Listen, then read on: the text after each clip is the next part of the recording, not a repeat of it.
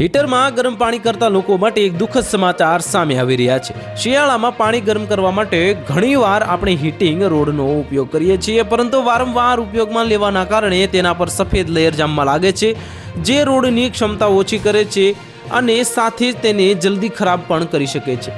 આ લેયર સામાન્ય રીતે પાણીમાં રહેલા ખનિજ પદાર્થોના કારણે બને છે।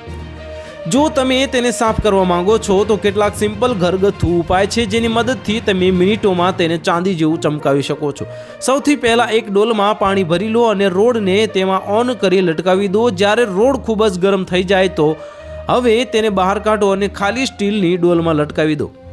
જોતામાં ગરમ થઈને રોડ લાલ થવા લાગશે અને સફેદ લેયર ખરવા લાગશે। આવું થાય તો ફરીથી તેને પાણી ભરેલી ડોલમાં નાખી દો અને હવે તમે જોશો કે સફેદ કોટિંગ નીકળી રહ્યું છે। ધીમે ધીમે રોડ ક્લીન થઈ જશે અને વિનેગર પણ સફેદ લેયરને હટાવવા માટે એક સારો ઉપાય છે।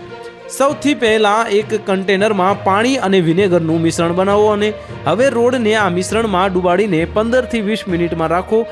તે બાદ એક સોફ્ટ કાપડની રોડને ઘસો અને વિનેગરના એસિડિક ગુણ સફેદ રોડને જે એનું લેયર છે તેને હટાવવામાં મદદ કરશે અને રોડ ચમકી ઉઠશે। લીંબુનો રસ અને બેકિંગ સોડા મિક્સ કરીને પણ સફેદ લેયરને હટાવી શકાય છે।